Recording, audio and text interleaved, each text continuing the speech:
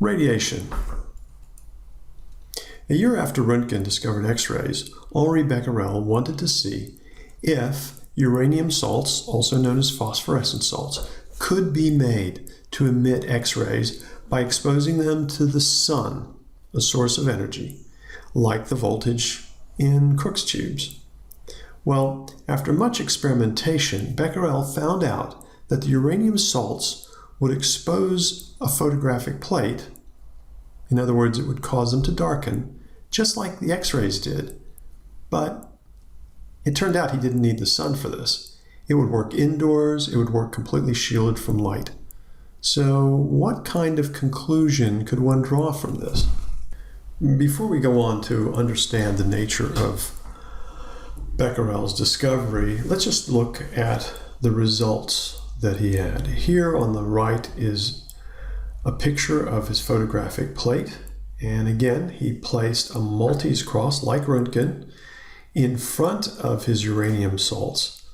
And the result was a shadow, again on the plate, showing the outline of that cross. Others became interested in these mysterious emissions from certain substances. Most famous of these were Madame Marie Curie and her husband, Pierre. Their conclusions were that the rays were coming from the atoms in the substances, and that the atoms themselves were not indivisible. They were actually breaking up and turning into other kinds of atoms. This was what alchemists had been trying to do for centuries, convert one element into another. The radiation discovered by Curie and other researchers had very high energies. Now, chemistry, as you'll learn, is all about sharing and trading electrons, but the energies at which this sharing and trading happens is much less than these rays of Becquerel and Curie.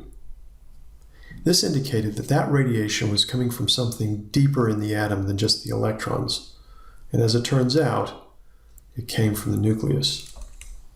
During their research, the Curies discovered new elements, radium and polonium, as they found different mineral blends emitted different ray energies.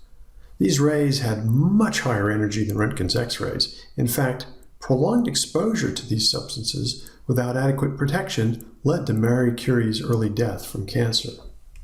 Just a little bit about Marie Curie. Marie was the first woman to be awarded the Nobel Prize, which she shared with her husband Pierre and with Henri Becquerel. She was also the only person to be awarded the Nobel Prize in two technical disciplines, physics and chemistry. And she was the first woman faculty member at the École Normale Supérieure in Paris. Research continued by Becquerel, Curie, Rutherford, Andrade, Royds, and many others. And they found that the rays emitted by these so-called radioactive substances were not all the same. By 1901, 3 new types of radiation had been isolated. The first one was alpha particles, which were the nuclei of helium. The second, beta particles, which were quickly established to be electrons. But these were from the decay of the nucleus, and this was the radiation that Becquerel had found in the uranium salts.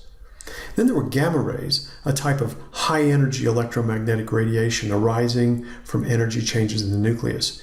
In fact, these were the ones that were identified as being even more energetic than Röntgen's X-rays. This was an incredible time for science, and we'll return to these types of radiation and the nature of nuclear decay and so on in our unit on nuclear physics.